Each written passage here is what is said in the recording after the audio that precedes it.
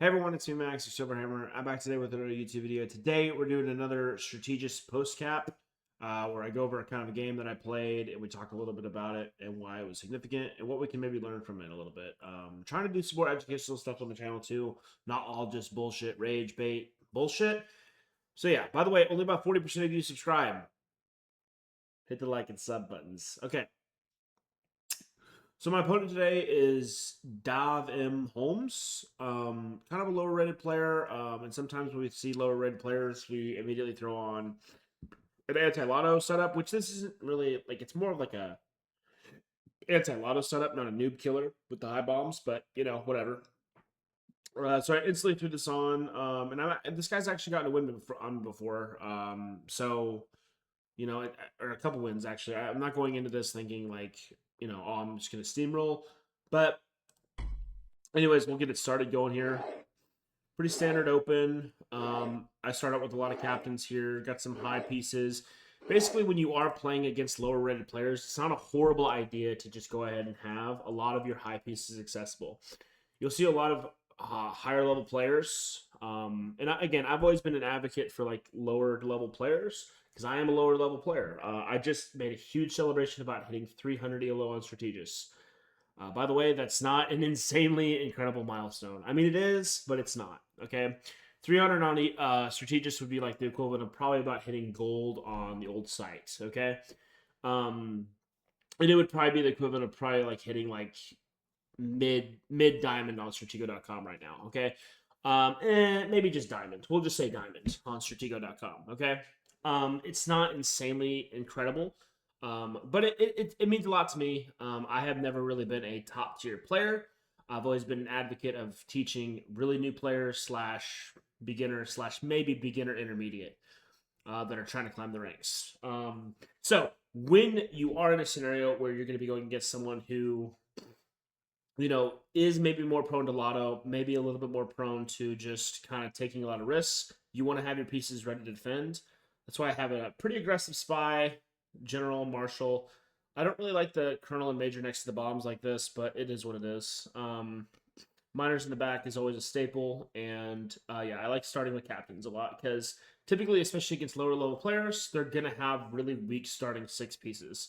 Not very common are you going to see major pluses in these starting six squares. I don't always use scouts in the front. I'm not really a fan of using scouts in the front, honestly. I just feel like they don't really get a lot of info.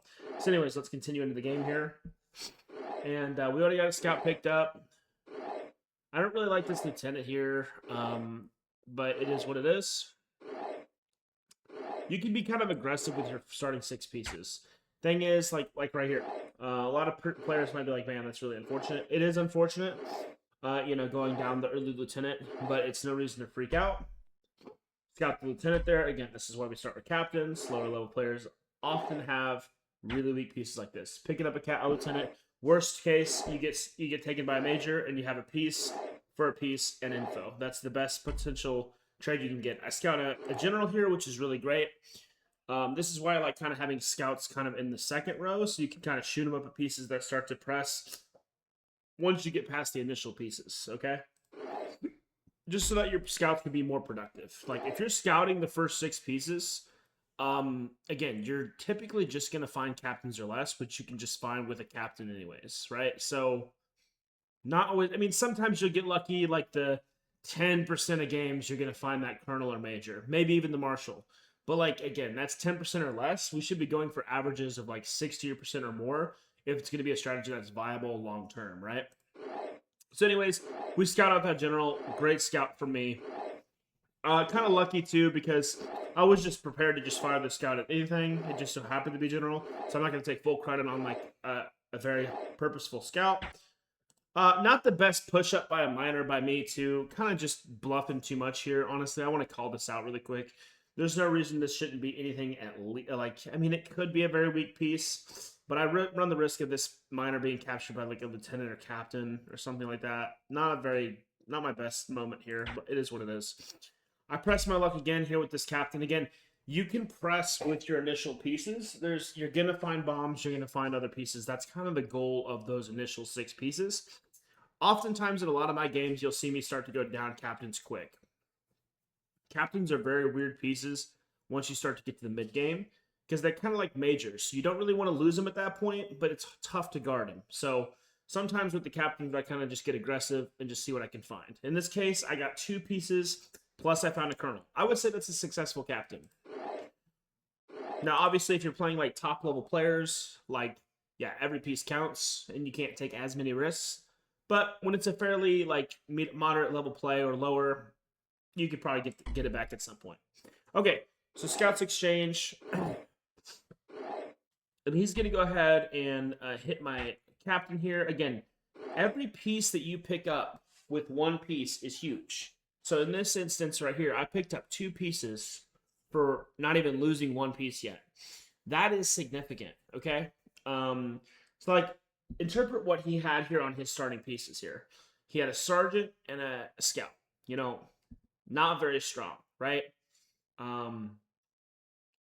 You know, you're just losing those pieces like for free, basically. So that's why it's not the best idea.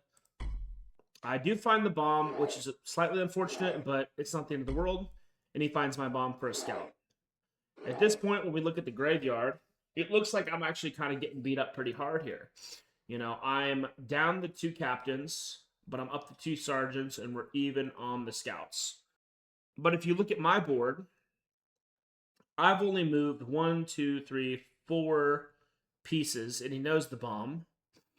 He's moved 1, 2, 3, 4, 5, 6, 7 pieces now, and I know his colonel and general, right? 2 things there. When you're in these games, oh, sorry, I didn't even count this over here. 8 pieces. I apologize. When you're in these games, you want to move as little pieces as possible. It's not to say you don't want escape lanes. As you can see, as my play has developed, I now kind of have this second rank here to kind of move in and out of my pieces with. Yes, my spy's in the way, but it can easily be tucked away or moved out of the way if needed. Whereas he kind of still has a few cluster pieces here in the center and these 4 spaces here kind of blocking his stuff. He ends up having a bombed offside, which typically is never recommended. I wouldn't recommend it. You're just disallowing a lot of your pieces to be able to do anything. And your opponent can usually play into having a side bombed off. It usually ends up being a gift for your opponent because they don't have to worry about defending this flank anymore. And they know your bombs. So like, it's usually a double negative. You're very rarely going to trick out a lot of people with these bombs. Anyways, so on paper and material-wise, I'm losing, but in information, I'm winning by a long margin. He doesn't even know like any of my other majors yet. He doesn't know my colonels. He doesn't know my general. Doesn't know my marshal.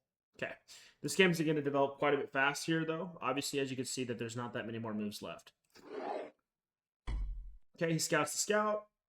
Trade scouts. I come up with this colonel at this point, trying to think of, and the thing is, and here's the thing. At this point, I'm thinking, okay, this is probably just a lieutenant or captain. It's fine, though. I'll pick up a lieutenant or captain since he was already exposed a colonel and a general. It is what it is. Ends up being a major, which, again, when you have a bombed offside, and again, I don't know for 100% certain that this is a bombed offside, but I'm going to scout this bomb here in a moment. That's enough, though, to disallow your strong pieces to support that major. Okay, that major is going to get found out very quickly, and it's going to become a target, and there's no way to easily defend it. You can't move it back into the setup. Like, what's the plan for that major, right? And again, this isn't me trying to shit talk this player. This is me trying to be instructional and informative, right? A major is a very valuable piece. They're very tough to defend, and it becomes even more tougher when you literally are having a setup that is sort of disallowing you from being able to do so at all. Because I'm just gonna wait till I get to the moment where I can scout this. This is slightly unfortunate. He comes up with the correct piece, and I kind of have to lose 2 pieces for that. So that was a good move by him. But as you can see here in just a moment, yeah, this sequence is kind of weird. I kind of just like, all right, what is this? Is this just some random scout? Ends up being the marshal and we trade. Not ideal for me. He got me to move a couple pieces, got me to waste a sergeant. Not great for me. And I find the bomb. So again, where was the plan to defend this major? Because we've already found the marshal. It came from over here. Found the general. Came from over here. There was literally like, Yeah, okay, a colonel, I guess, but a colonel is not a defending piece for a major, right? You really have to have at least a general defending a major, and even then, might as well be the marshal because realistically, a lot of people come up with two pieces up nowadays to capture pieces. Okay, so in most games, this person in this particular setup is just going to be down that major a lot, and they're just going to have no counterplay because being down a major is very unfortunate.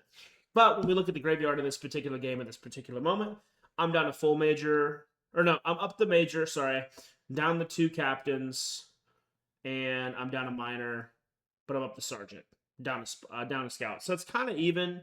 We both have exposed the colonel, both traded off the marshals. His setup is actually not that hard contained, but let's look at it. He knows one bomb, I know two bombs, realistically three, and that would play a factor in later in the game if possible.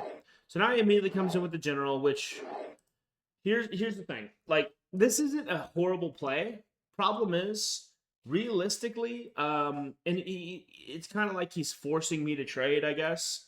But like, I don't know. I would try to find some targets first. At this point, he still has a couple sergeants, he's got some minors, and he's got a couple scouts left. I would at least try to send some scouts down, something, to find a couple targets to like use the general, even though it's known, to maybe pick up a piece, maybe before trading off. You don't want to just go in there with the intent of trading, even if your general's known, which is still good for him because I get no value for my general for the game. And I'm a big believer in you have to get at least something from your high piece before just trading off. Like this interaction here, which we'll just play it out. And this game kind of ends pretty abruptly after this. He lottos this general. This general hasn't moved. This is called getting absolutely no value for your general. Yes, you're trading it off, so at least you're getting the trade value. I didn't even get a scout for my general. That's horrible, okay? I was really surprised by this move by him. Yes, it's very uncommon to have double bombs here, and I get it. It's a very safe lotto, but it's still insanely unnecessarily risky. Had that been a bomb, the game is now over. I win. No coming back from that. Being up two big pieces like that. So, but nonetheless, it pays out for him. And again, the rest of this game just goes by ridiculously, absurdly fast for no reason. And this is what I call someone who's for some reason panicking because they're looking at the scoreboard and they see that they're down the major, but they're really not in the worst position possible. They're a sergeant for a minor, up two captains for the major, and we both have a colonel known. That's it. Yeah, I know a couple bombs, and yeah, I'll probably outplay him in an endgame potentially, but in a traditional game, what he's about to do doesn't make any sense at all. He just comes right in with this piece. I move out of the way, and he lottos the bomb and resigns. Why? I mean, it's so easy for that to be a bomb. That's actually one of the worst lottos I've ever seen. Problem is, when you keep both your back ranks solid like this, it's very easy for you to have any of these be a tripod. He knows one bomb. And yeah, maybe you can make a case that one of these other ones are probably a bomb too. But here's the thing. Even if you don't know the player you're going against, they use quarter flags, they use tripods. It doesn't matter. You know one bomb, okay? And I've kept all this stuff solid. Had he maybe had gotten a scout on one of these other things, maybe he had a read that he thought this was the flag. It doesn't really matter. What are you hoping to accomplish by grabbing that? Maybe you're going to grab like a sergeant, lieutenant, captain, maybe a major if you're insanely lucky. But the downside is you hit a bomb and you lose the game, which is fairly likely given that there's tripod locations 1, 2, 3, 4, 5, 6 that are likely. So he had a 33% chance ish, I guess. Is that the right math? To not hit a bomb. I don't know. I don't think the math was right on that. But the point is the risk does not outweigh the reward. And this clearly shows we're in there. So yeah. Basically, another point of this game is don't panic and just think, I'm down the big piece. I got to make something happen and rush in lotto. Try to scout first. Try to get your pieces organized at least first. He still could have came in with this other colonel that was also already known. Try to pick something up. This piece is moved. He knows this bomb. Maybe he can start sending some scouts down, something. I haven't even gotten a read on where his flag could be yet.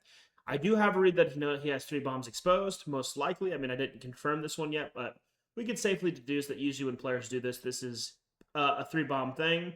Potentially, I've seen some players do a straight line and then the diagonal for 2 more free pieces here, but again, those pieces are going to be next to nothing. They're going to be more scouts, like maybe a minor and a scout, sergeant scout, some very weak pieces. No read on where the flag is yet. There's so many tripods available. Corner flag, which isn't likely. It was probably a tripod in the center, given how much power he had in the center. Marshal, General, and a full colonel there as well that started on his F3 square. So, anyways, don't rush in. Don't lotto when you don't have to. It becomes easily exploitable to play against at that point. Try to play for something better than that. And yeah, hopefully this was somewhat helpful for everyone. Maybe, I don't know. And if you did enjoy, leave a like, subscribe, and I'll see you guys in my next video. Later.